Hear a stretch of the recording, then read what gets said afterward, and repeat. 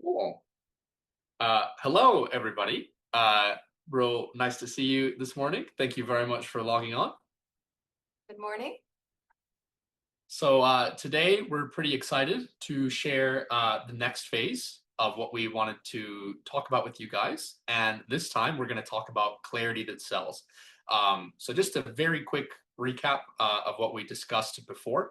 We talked about some of the strategies that we want to use in order to, kind of get clients, the rough idea and the rough cast of what some of those strategies looks like. But now that we've got our clients' attention, we really want to make sure that we have an offer that is clear, it's concise, and it's simple to understand. For the simple reason that if you've got someone's attention, you can have a really good product, but if your pitch is kind of a little bit hard to discern, a little bit all over the place, you can just end up confusing your prospective lead, and that ends up in not closing the sale. So that's what we're going to talk about today. So the vision is we want clients who understand our service, who appreciate our value, who don't question our prices, and who are going to give us an enthusiastic yes. And the mission, the means by which we're going to try and achieve that, is we want to create a business and advertising model that clearly tells our customers what it is that we have to offer, and it reels in the people who are most likely to become a sale. So how are we going to do that? What we're covering, first and foremost, we're going to have a quick discussion about the sales funnel. So from the first moment that a customer hears about us, how do we then, turn them into a paying customer, into a sale?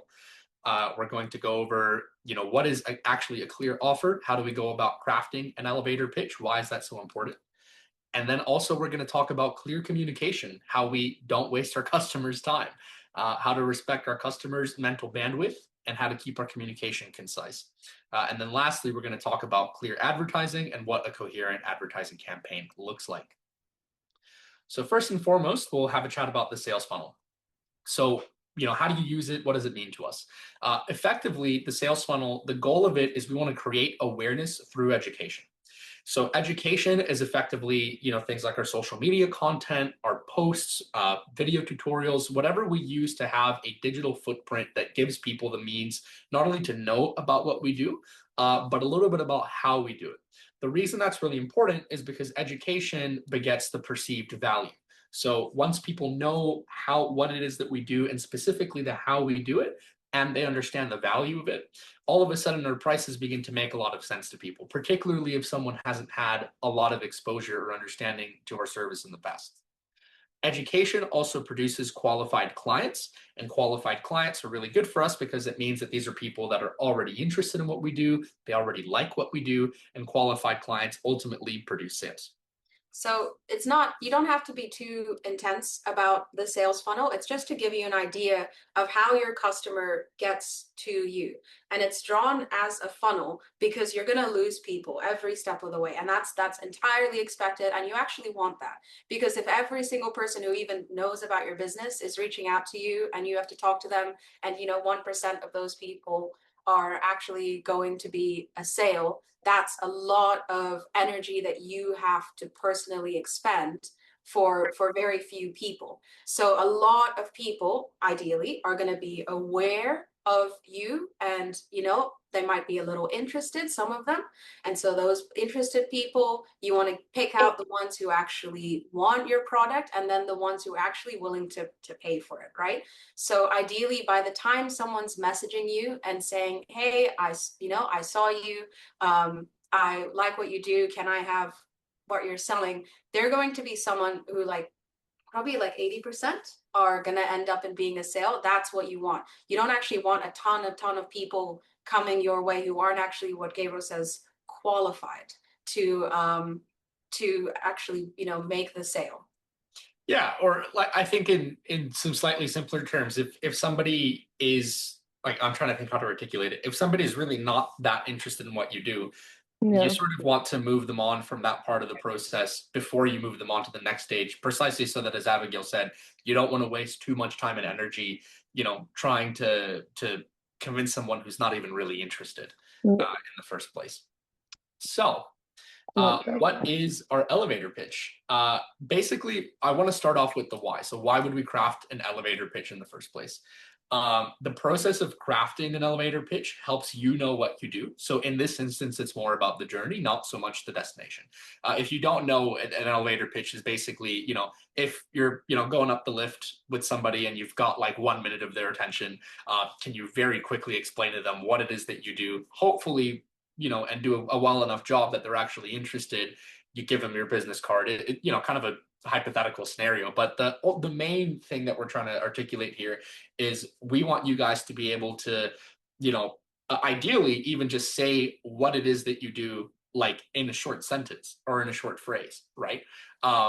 So like we deep clean cars, very simple, very straightforward. There is a time and a place to go into a little bit more detail than that. But functionally speaking, if we had to boil it down, we're able to kind of tailor the elevator pitch of what we do to our audience. Sometimes I think it's easy for us to kind of get so stuck in almost like the idea of what we do, and I guess putting it forward in a really like flowery, really accented sort of way, to like kind of make it, I guess, look a little more flash to try and build authority, right?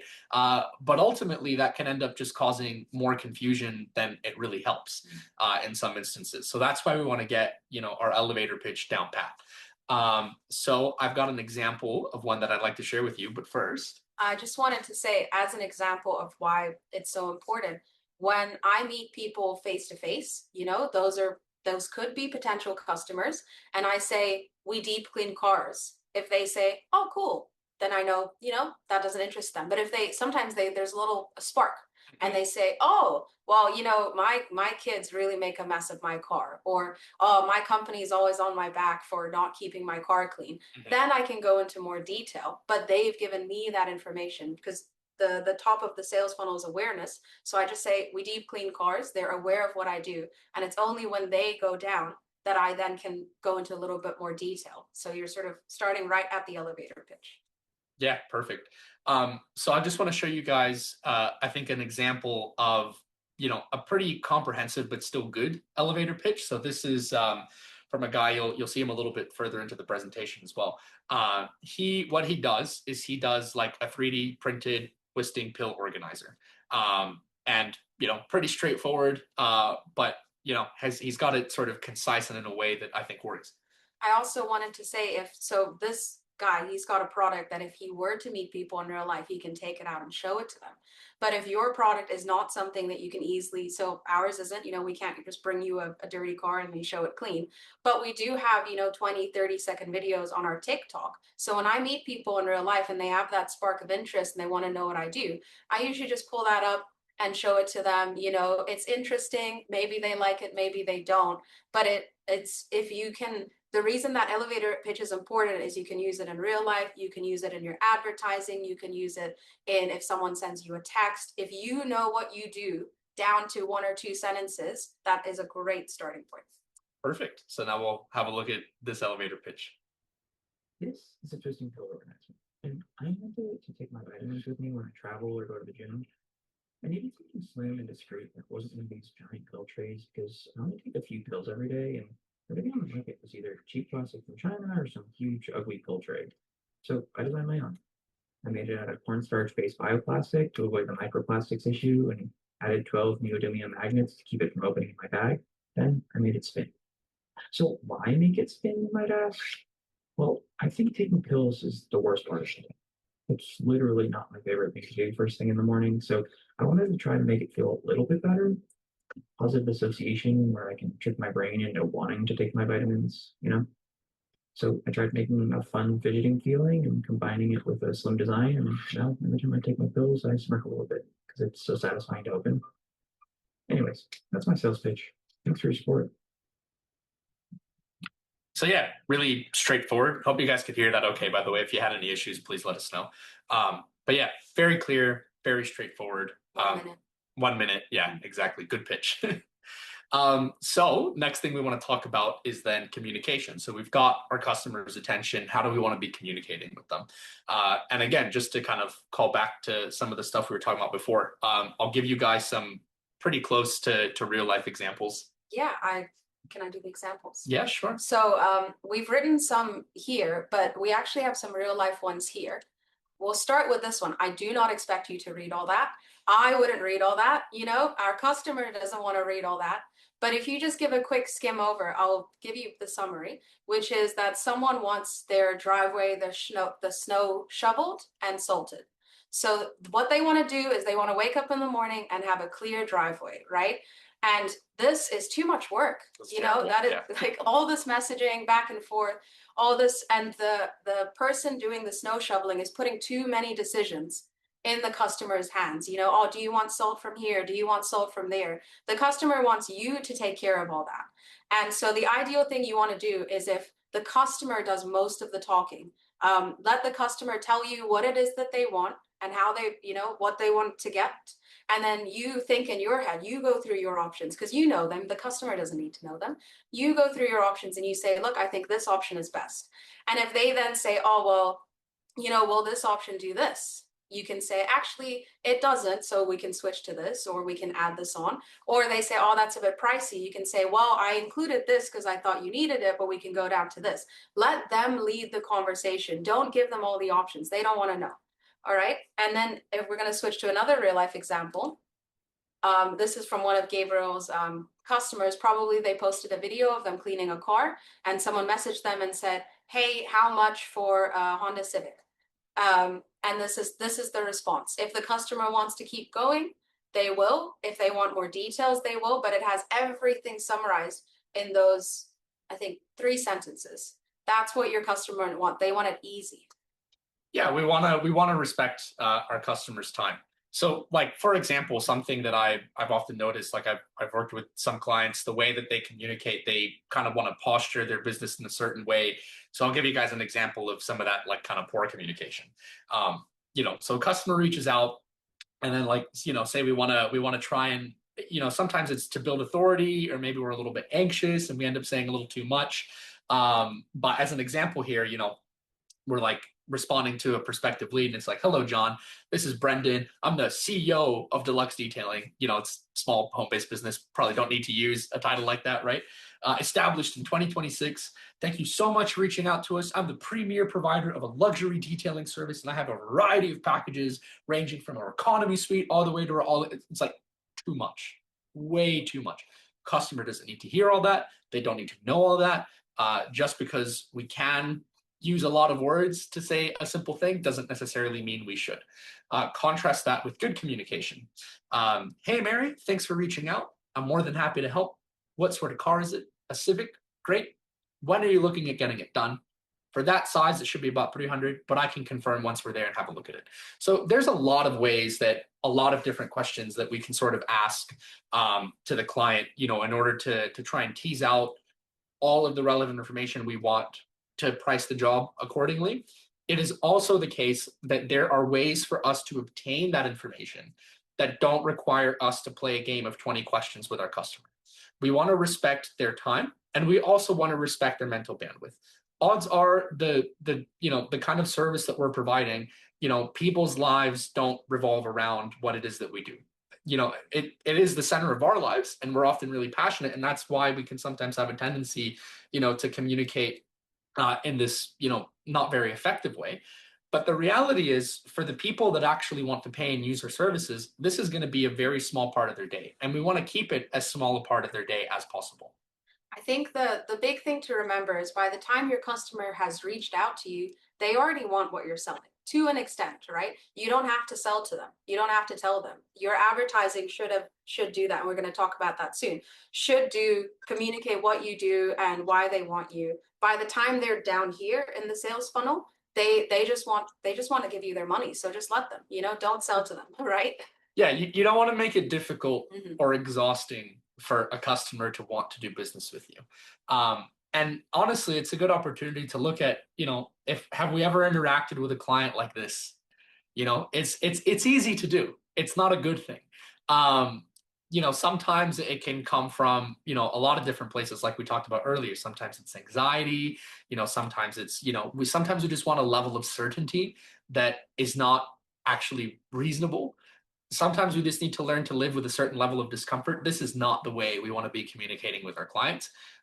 We want to be having just very straightforward, clear conversations, respectful of how much attention and mental energy they want to give to us, and remembering that we're a very small part of their lives. What we do is a very big part of our lives, but it doesn't go the other way around, and we need to respect that about our clients. So what does clear advertising look like? Good adverts, they require you to know your target market.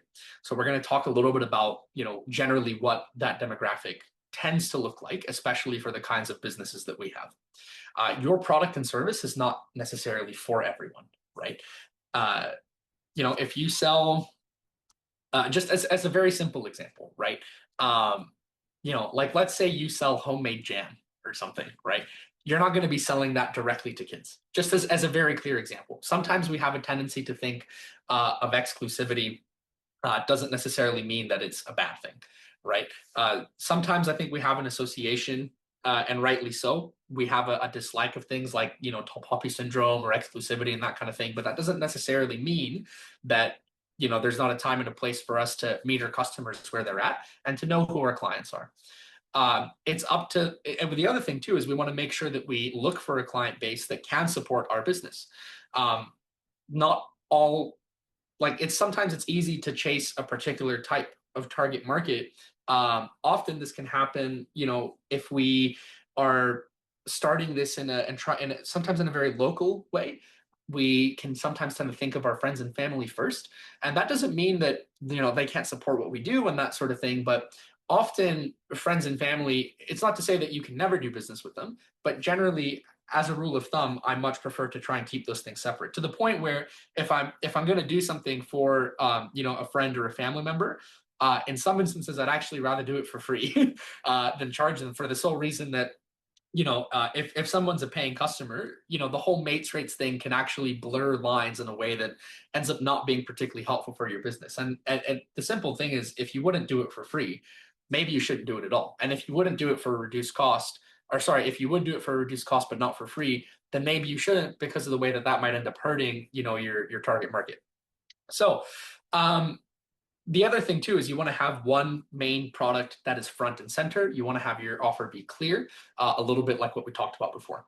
And that main product, it doesn't have to be the thing that you sell the most. It just needs to be something eye-catching. So a big example is a lot of the students that Gabriel teaches, they do first detail $99, or the dentist around here, first checkup $99. So that's the front and center, the one big thing. Or maybe you have a signature cupcake, that's your thing that you put up there, even though you might sell donuts and cakes, but people, when they see an ad, they don't want to see a whole range, they just want to see, oh, this looks like a good cupcake, and then they click on it and then they can see other things. It just makes it really nice and clear. Even if that's not the main thing that you sell, just try and think, what is the most eye-catching, drawing in thing that you have to offer?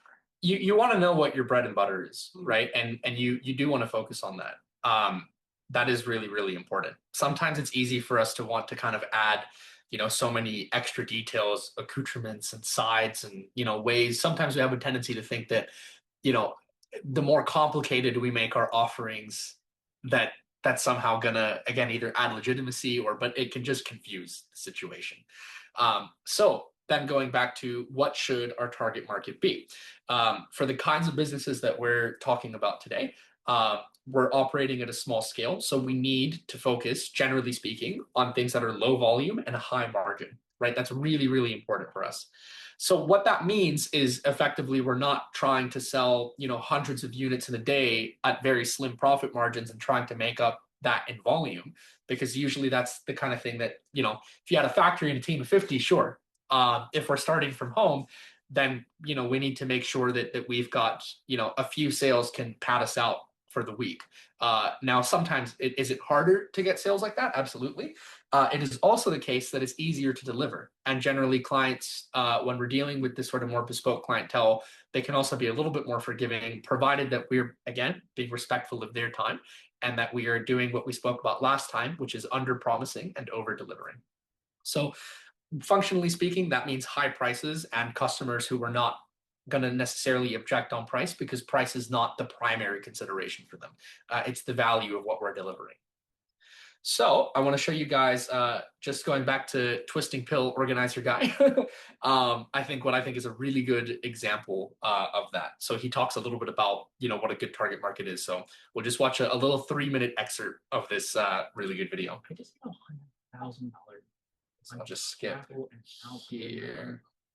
And I'm sharing what I learned as we go. All right, listen. Only sell their rich. Now, this sounds kind of crazy, especially with 3D. But when I started, I realized I had to sell my product for a higher price for a few key reasons. The first was that at the start, I had to make to fulfill every order price. So the lower the price, the more orders I got, and the less time I could spend in other areas of the business, like making viral videos. But we'll get to that. It also meant that each order and customer got less and less attention because I was just trying to manufacture and fulfill as quickly as possible. And at the beginning of the business, I think it's really important to give every customer my full attention and try to surprise and delight as often as possible. Because with physical products like mine, I'm usually not getting recurrent orders. So that means when I launch my next product, I want all my customers to remember the experience they had the first time. So then hopefully they'll want to come back. The second reason is that I didn't want to take on any debt, and I didn't want to spend all the savings we have for our family getting business started. So that meant I needed the higher profit margin to invest in more inventory and hardware, which definitely became a major constraint later on in the business. It also meant that I could spend more on perfecting high quality before increasing production quantities. Like it gave me a lot of room to make the product experience really cool for customers with things like custom packaging and more premium materials. These are the things that I didn't realize had a lot more perceived value to a customer and made everything feel really high value. That I couldn't find a term for this, so I'm coining the phrase hybrid products, where basically you take a lower value product that's just made of something simple like a plastic material, and then you combine it with more premium materials, and it elevates the entire product for the end user.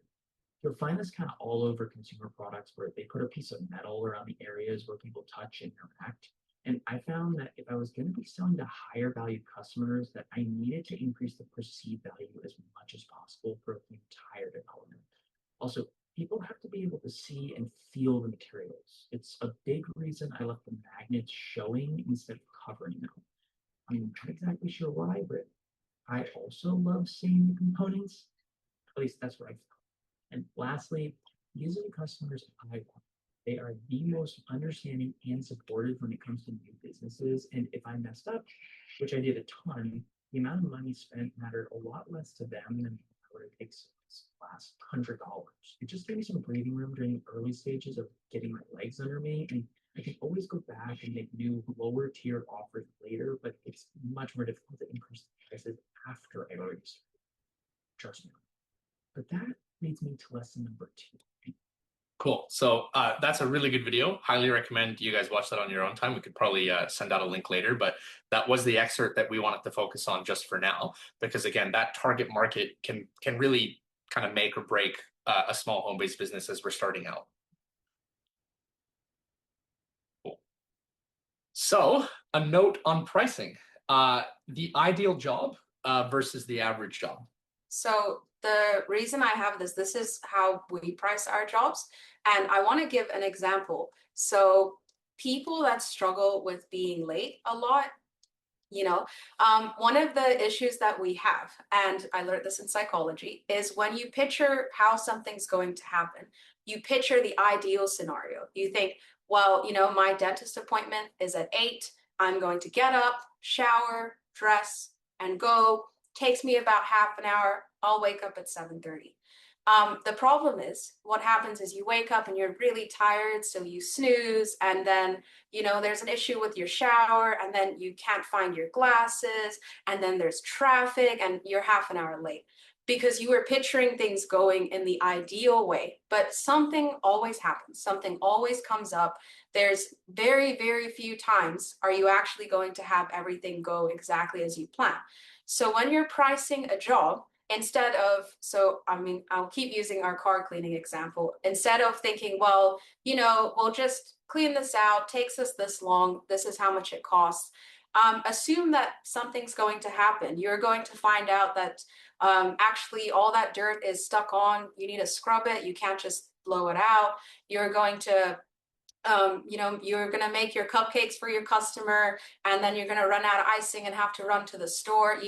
There's always going to be something. So just like when you want to be on time for something and you build a little bit of extra time in, you also need to build that price into your job of things going a little wrong. And the way I see it is I tell myself, if like the way things have gone wrong in the past, if they go wrong on this job, am I going to think to myself, well, at least my customer is paying me this much? Because if I price the ideal job and then things just keep happening and things keep going wrong, I know I'm going to think in the back of my head, oh, all this for this amount. And instead you can think, okay, well, this turned out to be a little bit more than I expected, but at least I'm getting paid this amount. That's it. Like you need the breathing room, functionally speaking. And the other thing too is, pricing high is a feature, not a bug. It does kind of communicate something innate about your good or service. And if someone is a value shopper and they're looking for the cheapest quote on a particular good or service anyway, then like we talked about earlier, they probably weren't your kind of client to begin with. Because again, generally competing, for commodity goods, things that there's 100 different versions of available, to the lowest bidder, is something that requires the kind of economy of scale that a small home-based business just usually isn't going to deliver. So that's why we want to play to our strengths, not our weaknesses. The other thing I want to talk about is the danger of pricing too low. A big part of it is just the unsustainable business practice of it. If our pricing is not enough to cover not only the cost of our product itself, which remember, we need to break that down into both the fixed and the variable costs, right? So things that we claim on IRD are not just accounting fictions, they are actually real expenses. The portion of our rent that's dedicated to the home office, the portion of the power, the portion of the internet, the actual materials involved in the delivery of the product or the service, as well as our time. We want to make sure that we're earning, and this is the kind of stuff that you guys will have done as you're completing a lot of your generator applications, but it's important then not to forget the value of these numbers that we've put together in the first place once we're a business. We set our price and our earning potential, deliberately for a reason. And if you're going to get better at what you do, right? Your product or your service is just going to get better, and you might even find yourself spending more time on it. And if your price starts out too low, that can really be very taxing on you, and you can end up, burning out and not being able to keep delivering at that price. So you have to have a price where you can keep doing it, right? And that sort of goes into the next point, which is scope creep. What that means is the scope is, how sort of big a project is. And what I was talking about before, where it sort of grows and grows without you realizing it. Your business can do the same thing. You get more customers, your product improves, and all of that is growing and growing. But if your prices started here, then you're not going to be able to sustain that growth at this price. And the problem is, if you then think, well, when my product gets better, I'll increase my prices, you're going to lose all those customers because they wanted that price. They didn't want a higher price. They were probably happy with your product down here at this price, and now your product is better, your prices are higher, and now you have to go out and get all new customers because you're going for a different market than you were going for before. Going back to the example of the twisting pill organizer, he was 100% right in saying that you actually want to start off at the premium price point. And once your business grows and you can then afford to try and capture some of that economy and more value focused market, you can do that once you're already at the scale where you can compete in that space in the first place. It takes a long time to get there, generally speaking. And depending on what the goals are for the growth of our business, you may not even necessarily want to go there, depending on, and again, this just entirely relates to what your own personal goals for your business are. The other thing that we wanted to talk about as well is, like Abigail mentioned earlier, is the reality of losing customers when you increase prices. So this kind of begs the question, well, what if I've already started, at a sort of very low or just barely, cutting it price point? If I increase it and I lose my clients, what happens? Well, two things sort of happen. One of them is that it's really a marketing issue far more than a pricing issue, whether or not we're getting the attention of the right people. And even then, and this is a conversation that I have with a lot of the coaching clients for the detailing side of it, is that if you double your prices and you lose half your customers, you're literally making the same as what you were before anyway.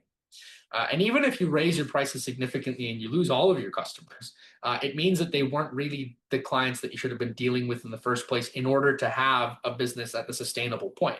So even if you have to start, from scratch, quote unquote, those learnings are still there. And at the end of the day, like we talked about earlier, it's a marketing issue first and foremost, and that's what we're here to help you guys with. And lastly, it's on the slide. Remember that you are worth it. You are worth that higher price. We think of ourselves when we think of the customers, and a lot of us are lower income, and we think, well, I would never pay this amount of money for this product. But for other people, that's not that much money, and you are worth selling to those customers. Like the video said, sell to the rich. Remember, these may not be the kind of people that you have as your friends and family. For them, that's a good price. And so you are worth that price. Cool. So what are some takeaways? Like I said earlier, we talked a little bit about the sales funnel. So that's about educating potential clients and getting them to the stage, through the systems that we've set up, either through the content that we're putting out, through the posts that we're making, through the various ways that we want to make people aware about our business. We also want them to have a good understanding of what it is that we do and why it's worth what it's worth, to the point that when somebody reaches out, they should already be ready to buy.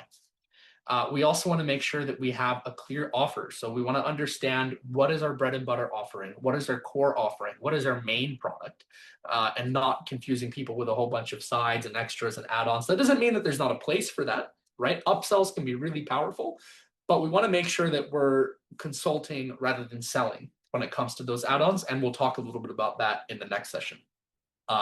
Again, we want to craft an elevator pitch, make sure that we can explain what we do very simply and succinctly, and that we can tailor that pitch to just about any audience, right? Also, the value then of clear communication. You want to do the thinking for your customer. You don't want to have your customer, you want to try and entice them naturally through conversation to give you all of the information that you were after anyway.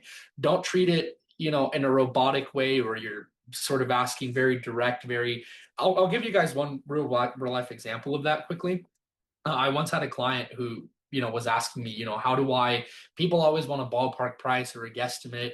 How do I give them that without, seeing pictures of the car and stuff like that? Because you don't always want to get your client to go and take photos of the car if they're just shopping around, right? You want to be able to, weed them out a little bit quicker or to keep them in.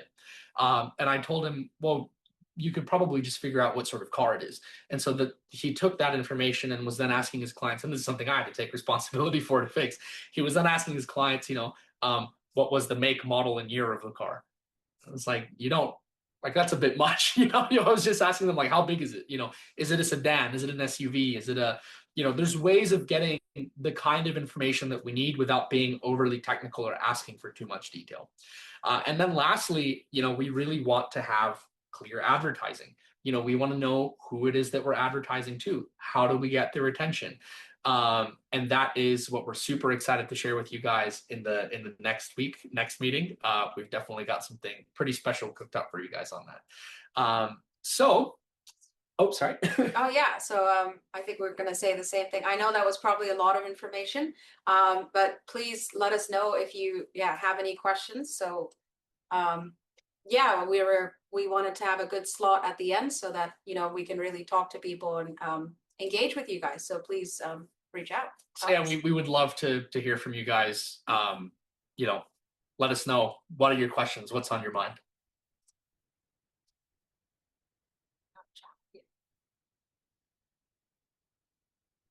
We do have the chat open, by the way, so if you guys want to drop a question there, or yeah, perfect, yeah, in person, let's do it.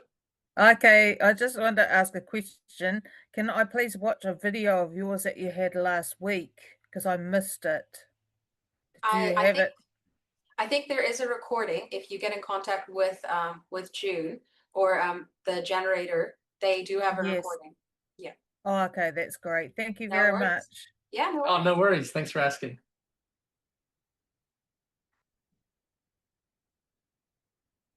All right, so we've got a question come through. I would like to ask, if our competitor has better prices, still should we keep our prices? Okay. Yeah. So I think the big thing to know is you don't know what's happening with your competitor. And often with home-based businesses, everyone is pricing too low and dropping like flies. That's what we've noticed is people will come to us and say, I used to get my car detailed for this amount. It was a great price, but he's not in business anymore because it's not sustainable. Wonder why. And we've Gabriel has spoken to those businesses and they'll have like 4 guys working and charging like 200 for 4 hours of work. So each person is getting 50 for 4 hours. So we don't know what's happening with those competitors. I think it's important that you focus on yourself and your business and know that you are adding value and you are at a good price. And you can always, borrow ideas from competitors, but if you race them to the bottom, then you're going to be both charging too low until one of you drops, and you don't want that to be you. That's right. And the other thing as well, like we talked about a little bit last week, is that, and funnily enough, a little bit again today, ultimately it is a marketing thing. But more important than that, what we talked about last week was that whole ethos of making every customer a fan, right? If our client base likes us and is doing business like because they want to do business with us personally, they're not just, like commodity shopping, basically, like looking for the exact same thing available at different prices, then it really isn't an issue. It's not something you really necessarily then have to worry about or concern yourself with. So like I said, just focus on what you're doing and make sure that you are reaching and connecting well with your clients. And the best tool for that that we found works consistently for us is trying to establish that parasocial relationship, through the content that you're putting online. So that's something we're going to talk a lot about more next week. So see another one. It's very helpful for me when they choose the price for the customer. Awesome. Awesome, Mahi, I'd love to watch them again. Yeah, great. Thank you very much. That'll come through the newsletter. Okay, this is a great question. So what is your advice for slower seasons? I had a very busy few months at the start of the year, but now it's slowed down. Yeah, great question. So this is one of the realities of doing a home-based business is that like our income is often going to be less predictable than on traditional wage work. So I'd sort of have 2 answers for you there. One of them is that this is part of the reason why it's really important to price high and to have good, healthy margins, is so that you can put some away, for the leaner seasons, right? I think that's a really important aspect of it. The other one, though, which is worth keeping in mind, this may not apply to necessarily everybody, but I know that there is a large part of the people involved with the generator. If we have things like community services cards, maybe we, are or were recipients of some sort of a mains benefit. This is also why it's really important to have your accounting down pat, so that when you're not taking home the same that you were before through your business, you still have a means and a basic level of income to still meet your everyday household expenses, so that you're not put completely under, right? So I think it's really important to navigate that really carefully, and definitely, especially in the early days when what we're doing, may not be entirely what we're subsisting out of. I think it's really important to sort of thread that needle and manage both of those systems very carefully.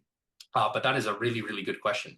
The other one, too, is that there are certain things from a marketing perspective that you can do to try and bolster that. So, a classic example, like the association between like Santa Claus and Coca-Cola, it's probably not as big in New Zealand, I've noticed, but in the US, there's a very strong sort of correlation there. And the reason for that is that the Coca-Cola company saw that their sales dipped pretty significantly during the wintertime.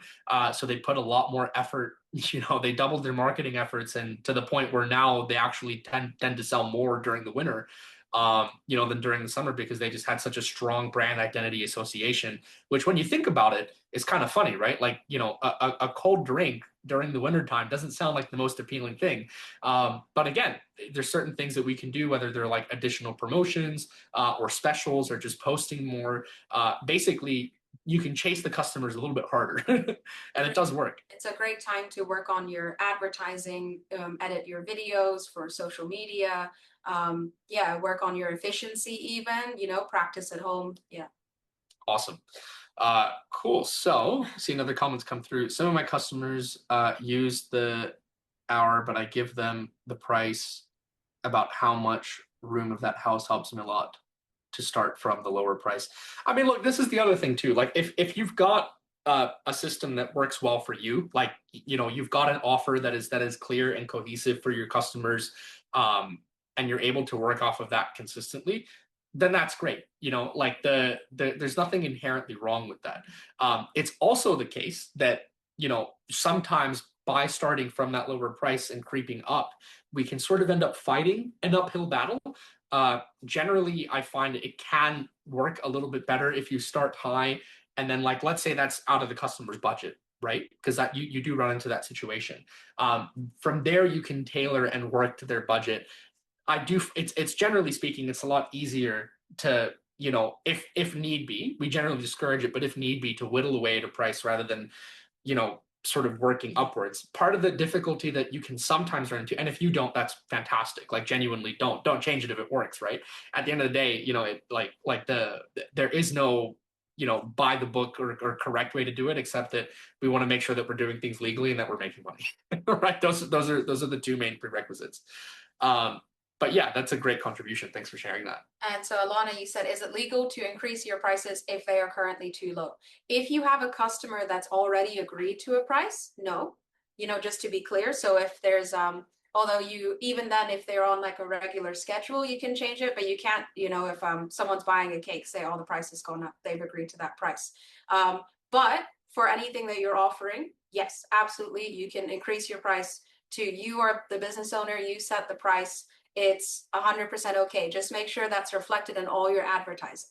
You want to make sure that new number is there. I do want to clarify something really important. Sorry, just so it's not illegal to change. Like we should clarify that. So, like, let's say you've given your customer a price, you then realize it's too low. Mm-hmm. The right thing to do for the sake of your, like, the perception of your business is to honor that. You can still communicate it to the customer, but it's not illegal. I want to be really clear about that. Like, if you, I'm trying to think how to articulate it. Thinking if someone, if somebody's already paid for the service, okay, right, and you then like doubled it, like, that's not going to happen. But if you've given somebody, a price on something, and then you change it, like, that's not a nice thing to do, but you're not going to get in trouble with the law because of it. I just want to be really, really clear about that. The other thing too, though, is if you're talking about like what your prices are currently, then yeah, there's nothing that stops you from raising them. Certainly from a legal perspective, not at all. The only thing, the main thing that can, again, it's not super relevant to us because we're not, like, large established brick and mortar supermarkets, right? And supermarkets are the ones that can sometimes get in trouble for this. Where you can expose yourself, to some liability from a legal perspective around pricing, is if you're doing like fake sales effectively. So like if you have a price posted and you're calling it like 50 or 60% off, whatever, and it's just that price year round, then yeah, that is legal. In New Zealand, you do have to, in order for something to be like an actual deal, there's like a 14-day window, there's like laws around it, and how that's probably basically what I'm trying to communicate to you is, unless you're doing something dodgy like that, like, you don't need to work, like, there is no real concern around, you're never going to get in trouble for increasing your prices. It's also very common, I'm sure you guys have experienced it as a customer, to get a call and say, look, this is turning out to, so what we usually do is we'll say, look, this is turning out to be more work than I expected. If you still want, your card to look the way we discussed, it's going to be this price. But if you want to stick to the price we agreed to, I can still do that. It just won't look this way. And that way they've got a choice, and it doesn't just feel like you're just putting the price up on them, and you're very clear with your communication. Ideally, you want to have enough, of a like wiggle room, as we spoke about, so that you don't have to do that until something actually major comes up. Because that way your customer is a lot more understanding. Yeah, even like Abigail mentioned, even partway through a job, sometimes, if we, made a mistake in terms of what expectation we set for a particular price, you need to get ahead of that as soon as possible. It is also the case that, generally speaking, we really do want to avoid that as often as we can by, and this is what we talked about last week, under promising and seeking to over deliver. Because sometimes, things end up being a little bit harder than we thought, or a lot harder than we thought. If we have the wiggle room in the budget to take it on the chin, it's generally better and easier to do that if we can. Sometimes though, if we do have to, like let our customer know, sometimes like new information presents itself partway through, the delivery of a particular good or service, then it's okay to let the client know. The most important thing is that you're clear, you're honest with your communication, and that you're working to get ahead of it. And also sometimes, not always, but sometimes making the calculated decision to take it on the chin. The reason that I say not always though is because I find that generally, like I said, especially when we're starting out, we can sometimes have a tendency to want to take everything on the chin. This is why we end up pricing too low in the first place. And again, that's just another long-winded way of pricing too low and not having a sustainable plan for our business. So I think a clear example is if you're doing the job and you think, oh, I really should have charged, $20 more for this, then don't call your customer and make that their problem. But if you're thinking, I really should have charged $200 more for this, then don't just eat that. That's something you need to change. Yeah, that's right. That's right. These are great questions, guys. Thank you so much. Please send more through. So we still have some time. We would love to, we'd love to get some last minute questions in there.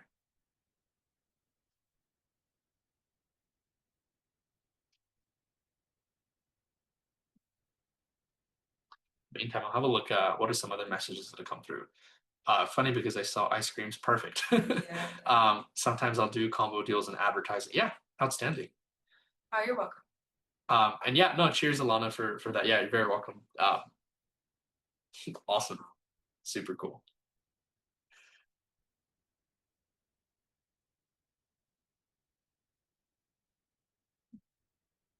So we still have some time, guys. Don't be shy. It doesn't have to be like texted through, by the way. Feel free to, if you want to talk and ask us a question that way, we love that too.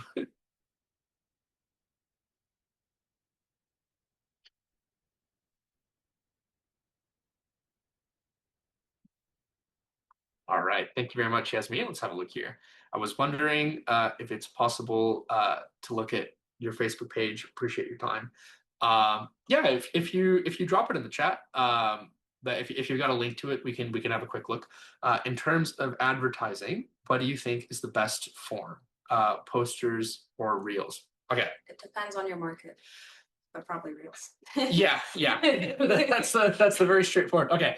So like physical print media and advertising, like that kind of legacy advertising, look, it's not that it doesn't work. It's been around for a long time for a reason.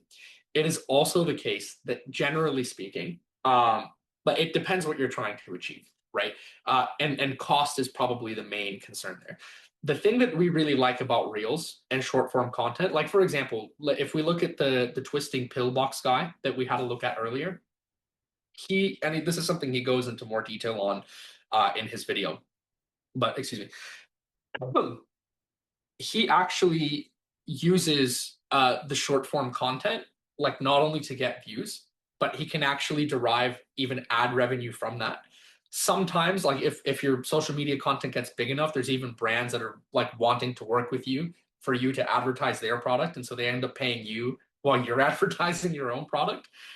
It's a really good model. But even if you don't get it to the stage where you're deriving an income from the content itself, because for example, we haven't done that with our social media presence, but even just the very fact that one, it doesn't really cost you anything but your time, and two, you have a much greater level of control over what information you're able to transmit to your customer when you have their attention for like a 90-second short form video than the few seconds they're going to spend glancing at a poster. It's also, once it's out there, it's done. You don't have to go and put up new posters or print anything new or put an ad in the paper. All those are very temporary, but you can spend a good amount of time and effort making a really good 90-second video like the pillbox video that Gabriel showed you. And then that can be used, you can show that to people in person. It can come up on the reels. It's out there sort of, forever, and you don't have to keep putting more effort into it. Cool. So I'll just have a look at your Facebook page here. I'll go ahead and I'll share share through and see if there's anything that just kind of immediately sticks out. I also want to say, because this is part of our last thing from shy to seen, that I really appreciate your initiative by sending your Facebook page out there, putting, wanting to put yourself out there, wanting to say, here's an opportunity, I can share something. That is, I think, really, really good initiative. So yeah, off the bat, this looks great. I see that you've got your Instagrams connected. I see what have we got, like jams and marmalades and spreads. Looks awesome. And your little 1 sentence description is good as well. Yeah, short form content is looking really good. Yeah, no, this is so far off the bat, like looking great. I think you're doing awesome. Super, super cool to see. I think it might only be good to have a few, like you've got one here, sweet and sour cucumber and pineapple relish, is to maybe pick one or two products to really showcase that one, maybe something that sells really well or something that's a little bit a little bit weird, I guess, that's a little bit interesting. Like I'm thinking, beetroot sauerkraut, because it's a little special and it's got a vibrant color and it's just sort of in your face, because what I'm seeing here is a big range. But if you could just show me one or two products that might appeal to me personally, so I don't have to look through your range, I think that would be good too. The other thing too, though, I think the only main bit of feedback that I would personally have is just the one thing that is a little bit confusing is the business page is called Out and About Catering. So that to me intuitively sounds like, oh, are you like making sandwiches and taking them out to people, or is it like a big cheese board or a big platter or charcuterie or something like that? But all of the images here look like preserves and jams at the stall. So if that's the kind of work that you're like, if this is your bread and butter product, like not saying that you don't do catering, but if this is your primary offering and what you primarily do, then something that might communicate that a little bit more clearly, could be, Out and About preserves. Out and About preserves, Out and About jams, Yeah. bespoke jam, something like that. But yeah, otherwise, like that's, fantastic. Thank you very much for sharing that. Cool. So Joseph is sent through. This is awesome. I believe a personalized approach is essential for building trust. Absolutely. Especially with high value services. Yep. Couldn't agree more. Joseph, you've nailed it there. While the Kiwi approach respects personal space, it can feel dismissive or even mediocre to Latin American clients who value deeper engagement and transparency regarding a provider's credentials. In my experience, providing only a price without further interaction can be perceived as poor service. Yep, definitely got to know who your target client is and if they will receive it that way 100%. Therefore, I prefer to study my clients' cultural expectations before addressing them to ensure communication feels respectful and professional rather than purely transactional. No, that's very true. It's so the example of good communication we showed, where someone says how much and you say, oh, it's this much, I can look at booking you in. That is great for Kiwis. That is what they want. They want to know how much, but you are absolutely right that different cultures will expect different things, and it will depend on your area and your product, what cultures you're marketing to. But I would highly recommend what Joseph's saying here, which is to look into those cultures and how they want to be responded to. Yeah, very much so. And the other thing too is often at times, like, it can be so relative. So our experience of dealing with, like rural clients who are often not even necessarily in a short fuse, like they're on a bad mood, but if they're already like managing the entire weight of like a farm in their head, then when they want to get a car booked in for a cleaning, they want to keep that as simple and as straightforward as possible. But you're also right, Joseph. You very much get, the alternative where you have clients that are going to be a lot more inquisitive, are going to ask more questions, and we're communicating with them in that very straightforward way can be off-putting. It is also the case that living in New Zealand, you're going to be dealing with Kiwi clients more often than not. So again, it's one of those things that we talked about a little bit last week, that code switching, being able to kind of know who our audience is and being able to meet them where they're at, right? And not necessarily where we would sort of always like them to be at. And I know because I made the mistake very much in my early days, and I'm not saying you're making this mistake at all, but I also wanted to sort of approach every single client that came by with the way that I wanted to be. Exactly. Yeah. But I found very quickly that, for people that, like, as you've said, more Kiwi, more laid back, it was just confusing and kind of exhausting to them, and sometimes it can come off as like needlessly arrogant, right?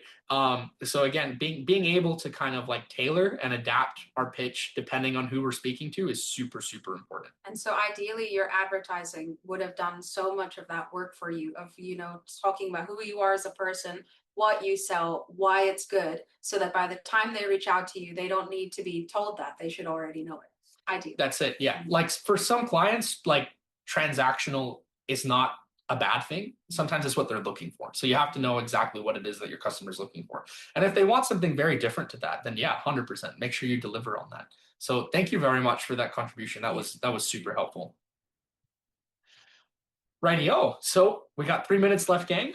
So it's now or never. Any last minute questions that you guys wanted to flick through before we say goodbye?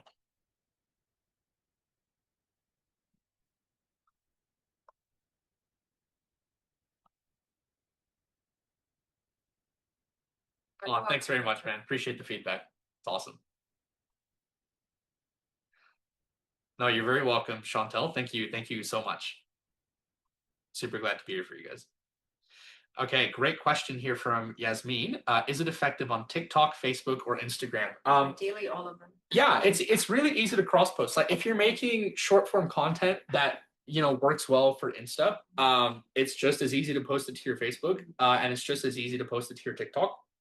Personally, I found the primary difference that tends to kind of exist between the platforms is that generally speaking, something about TikTok, you tend to get a little bit more engagement. I think it's probably just the culture of the platform. People are kind of more used to leaving comments and sending messages. So that's been quite a good one for us. Likewise, Instagram can very much be, yeah, you post on all platforms. That's post great. on all and see where you get your clients. Because if you're doing eyelash extensions, you're probably going to get more clients from Instagram, because that's where your clients are. Because we do car cleaning, I think a lot of guys, who like having their car cleaned are on TikTok. It depends on your customer, but you might as well just post everywhere and see where you get your customers from. It's awesome to see that you had like one video really pop off on TikTok. Mm-hmm. TikTok especially, like the really thrives on, people want to hear your voice. They want to hear like a journey. They want to be told a story. And then TikTok as a platform very strongly prefers things that go over the 60-second mark, generally speaking. So yeah, if you've had one video go viral on TikTok, that's fantastic. Examine what it, try and see what it is about that video that managed to get the algorithm to push it as much as it did. And then try and replicate that as much as possible. I always post it on Facebook with no luck, but once I open Instagram, yeah, it gets a lot better for sure. Definitely. Thank you so much. Looking forward to awesome. seeing you, Yasmin. Yeah, look forward to seeing you there. Yeah, your customers are there. That's a great observation. You post where your customers are. That's it. Yeah, 100%. And make sure to follow up and check on things like comments, leads. And this is something we're going to talk a lot more about next week. But yeah, really, really, really important. We don't leave people hanging. We always want to get back to them as soon as possible. No, you're very welcome, Alana. All good. No worries. Rightio. So that's us, guys. Thank you so much for logging on. Thank you all so much for your fantastic questions. We really look forward to seeing you all next week. So looking forward to it. Thank you so much for being with us this morning. Thank you. Cheers. Thank you. Thank you so much. Thank Our you. pleasure. Bye, Thank you. everyone. Thank you. Thanks, good. guys. Thank Have you. a great Bye. week. You too. You too. Okay, bye.